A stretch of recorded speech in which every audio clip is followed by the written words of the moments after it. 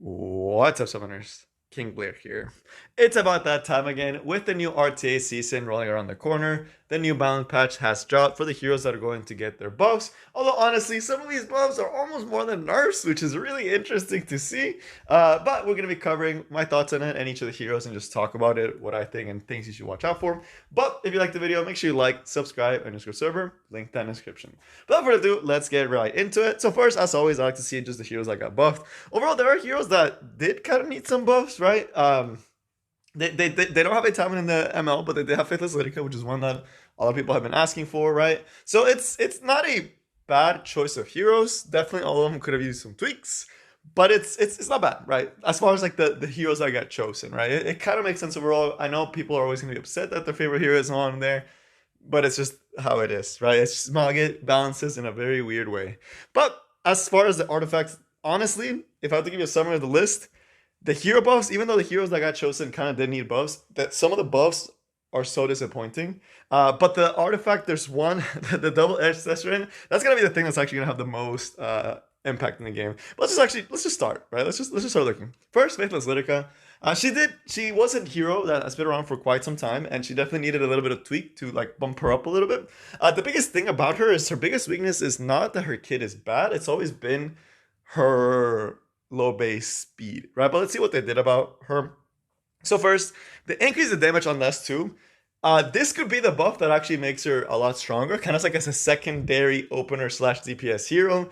That I could actually see happening if the damage increase is high enough that it actually makes the skill do like a pretty good amount of damage. And they also gave her an extra dispel. The reason why this would matter is if you're going into Fawn Cecilia, you can actually strip her now, right? That's kind of nice. The thing is that they rotated the combat readiness boost to her S3, which makes her a little bit more reliable, right? They can't use Elena, they can't use General Purgus, because you don't have to open with S2 now, you can just open with S3. So, kind of nice, right? Kind of like a nice quality of life change. And the S3 now has that increased combat readiness, and they kind of buffed it by 5%. So overall, unless the damage buff is insane, it's a nice little quality of life buff for Faithless Lyrica. She wasn't necessarily like super terrible. I know a lot of people actually do use her. It's just her base speed makes it really hard for her to actually shine. I don't think that this helps much, unless again that damage buff is insane enough that she can be like a secondary opener, almost like a Closer Charles, where like they're not necessarily super fast, but they set up a lot, right? Although Closer Charles does also give attack buff, which she doesn't particularly do. But again, maybe, right? Maybe the damage, well, it's just gonna be like something crazy. But overall, I mean, it's she's still gonna be kind of in the same spot she was. She's got a nice quality of life buff change, kind of like a if they have no Faithless Lyrica, like or if they don't have no Pera or Ran, like late pick Faithless Lyrica where there's not many speed contesters, she can still work in those situations, and this just makes her better at those situations, right?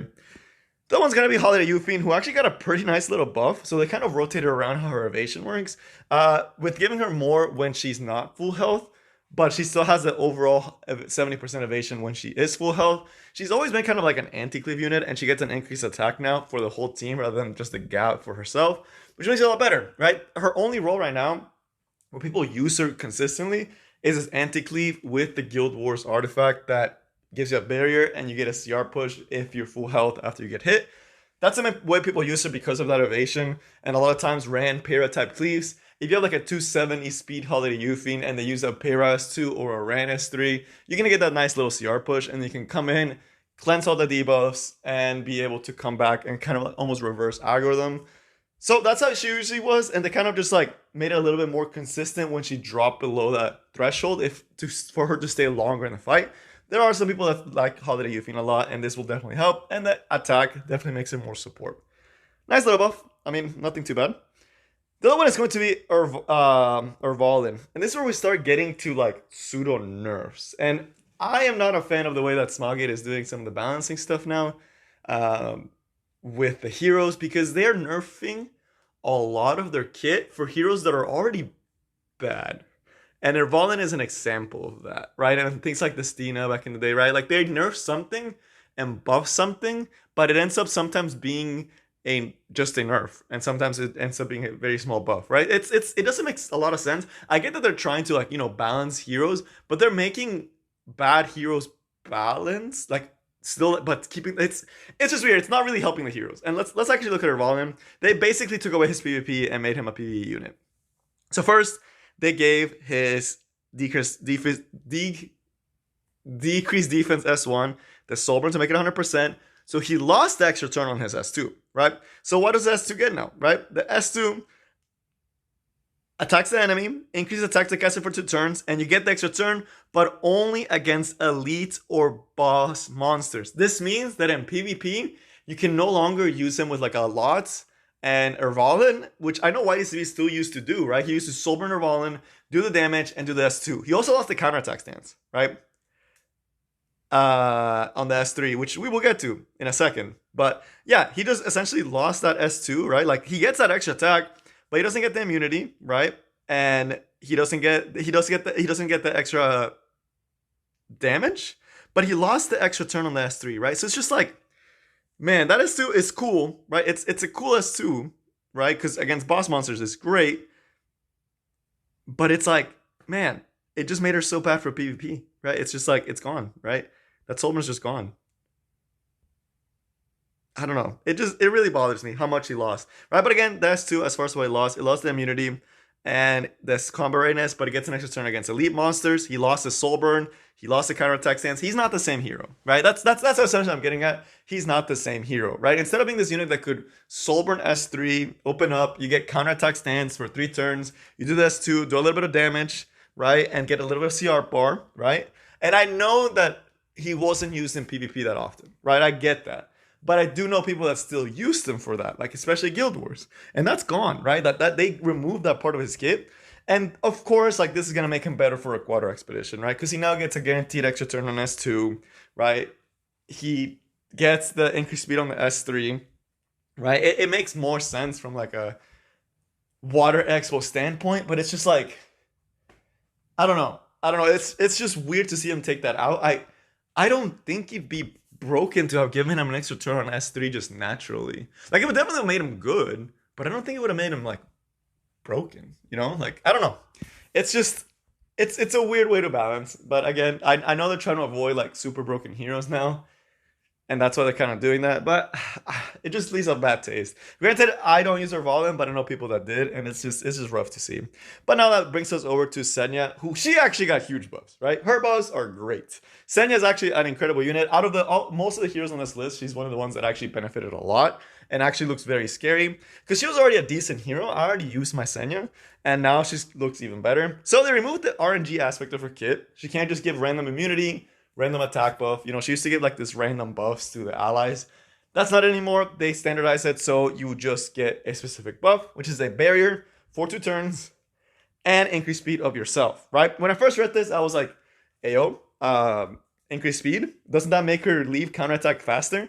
But then they actually buffed that in the other part. So I actually thought about this. I actually thought about this one really good. It's just straight buffs. And the barrier is much nicer because a lot of people already use her as an anti-cleave. And having a barrier is more helpful than potentially not getting anything out of your random buff, right? So it's definitely more beneficial. But the other buffs is also what helps a lot. The other one is attacks enemies with a spear, decrease hit chance, right? That's all it did and gave her the counterattacking stance. Well, now you also provoke for 1 turn. This is kind of crazy to me because if y'all didn't know, Senia has a 100% chance to provoke when it's on her counterattack, right? And she has counterattack for 3 turns now instead of 2, right? So the speed buff doesn't matter. So this means that in theory, if you land this S3 on the whole enemy team and provoke them, and you don't get 15% it, which you probably are, you could, in theory, perma-lock your opponent in provoke state forever. Because they're all provoked, they attack you, you counterattack, you provoke them back, right? And you basically just lock them down. It's so crazy to me that they actually gave her provoke on the S3. It's just, man, I can't believe it. I honestly can't believe it. It's just like, if you actually ever manage to land all this, you could, in theory, perma-lock a team, right? In theory, right? For 3 turns. Or if you Soulburn, you can theoretically perma-lock a team, right? Assuming that your Senia doesn't die in the time that they're S1ing you, assuming that there's no S1 clans. You know, there's a lot of ifs. But again, it's significantly better, right? It forces them to attack her, and it also makes it a lot better. And of course, they made it so the exclusive equipment gives her gap for 3 turns, which honestly might be really nice, although the healing is still probably the best, so she doesn't just die. Probably still the best art exclusive, unless you give her like a lifesteal building to go with the gap, right? There's a lot of different routes, but it's just very interesting, right? It makes her it makes her significantly better. Really solid now at anti-cleaving, which she already did pretty good, and because of the barrier, and now just like man, just so much more value out of your S3. Great Chief Kiwana. The rest of these heroes, I'm gonna be honest with y'all, they really are just gonna be more for Katie's hunt, life quality of life changes. So I'll kind of speed run through some of these. But Great Chief Kiwana, essentially, they kind of let her ramp up be faster for Katie's purposes because instead of taking 5 turns to ramp up to your max attack, it only takes 3 turns. That's pretty much it. Rickers, it's another scenario where they said, we don't like your PvP too much. We want to put you in PvE because we need more Katie's unit, which I mean, it's fine, but it does suck for the people that use him outside of PvP. It's not a scenario of like nerfing and buffing something else. So he lost the strip, but he got a cleanse instead, right? A form of cleanse, and he does have more ways to like decrease speed and restrict, right? Supreme Sphere, that's the other one. Decreases buff duration of all debuff duration again for 2 turns. I believe this is still the S3. It's the same S3, and restrict for 2 turns to all enemies, right? So you lose a lot, and overall they just gave him more attack and took away some of the tankiness, right? That's kind of what it comes down to. So he lost the strip, and I believe he even lost the stun, if I remember correctly. I'd have to double check that, but essentially they just took away the strip, which means you can't really use them as much for PvP, but they made him better for PvE. Granted, not a lot of people were using him for PvP, and he can definitely be used for Katie's hunt, but it's just interesting. It's again, it's one of those things where they're trying to change, kind of like Ervalenn. Young Room, I know she's in the storyline. I haven't finished the storyline. I'm so behind on it, but I mean, it's kind of nice. They took away the increased speed for increased attack and decreased buff duration, which overall is going to be much better for things like Katie's, which is, I know that's what they're trying to do. And Ervalenn, this buff really just feels to me like they are trying to set her up for a future SE, right? Because she gets escort, right? So instead of giving a barrier at the end of the start of the turn, she gets escort. They made her S1 strip way higher, which is pretty interesting. Like, she can actually strip a lot of buffs with her S1. But the big thing is going to be that she gets the escort, and if you get a single attack, she gets 10% CR bar. I really do think they're setting her up for an SE, because she's still a 3-star. And the last one is going to be she gives a barrier to all allies with the S3, and you get more HP scaling. The other thing, if y'all wanted to know, I actually do have my Ervalenn maxed out. Oh, I guess it's... it didn't load. But I do have my Ervalenn maxed out. I do have her at 6 stars, 12 Molagora. So I'll try her out with the new buff. I really do think this is setting up for a future SE. But that brings us to the artifact buff, and these are super interesting. The Lancer Extracts, again, it's one of those things that kind of weird that they changed it. It makes it a lot better for Alencia because you get CR push for Alencia and you get that extra crit rate. But there's a lot of really good warrior artifacts now. So I don't know, like Snow Crystal is just so good for a lot of purposes. But again, it's weird because I know people that actually use this because it could go up to 40% crit rate, right? So they kind of lowered the amount of crit rate you could get, and they gave this really weird passive that only Alencia can really use. So they really made her more of like an Alencia type artifact. The other one though, this is the one that I'm like, ayo, like for real. So after attacking a single attack, increases the caster's... Alright, so they just changed it, right? What did they change it to? They basically made Thieves Violet. This is a pretty big buff to things like Violet and Ursa. It just makes them significantly better. Why? You get the 20% increase evasion, right? So like the Moonlight Dreamboat passive, like, standard these things, evasion, right? 20%. That's pretty standard. Shepherd of the Hollow, all those artifacts. The thing that's crazy to me is they gave you a chance to counterattack. If you put this on Riolet, like a lifesteal Riolet, if you dodge, you're going to dodge 7 out of 10 attacks. And of those 7 out of 10 attacks, you have a 30% chance to proc. That means you're procking about like 3 out of your 7 dodges. And usually that's going to be enough to put you up to a spot where you can actually ramp up S3 quicker, right? It's just kind of crazy. A Sid could potentially have this, right? You slap this on A Sid. If he dodges, he can counterattack you with a decreased defense, right? It's just a very, very interesting artifact. You lose the upfront damage that Hollow gives, but for things like a lifesteal Riolet, I think you very much would rather be able to counterattack than be able to, I have a little bit of extra upfront damage. So this is definitely like pretty big, right? It's definitely going to be something that people can use, and it's an indirect buff to some characters that have evasion and can actually use that. So overall, what are my thoughts on the balance patch list? I think this is one of the more disappointing ones. Yes, it's just it's something that they've been doing for a while, that they're trying to, balance characters and not make anything broken, but it feels very preferential because some heroes will get incredibly good buffs, like Senia. Senia's buffs are incredibly good, right? And it's like super nice. And then there's heroes like Ervalenn that is just like, yeah, we're gonna take away all your PvP aspects and we're gonna pigeonhole you to PvE.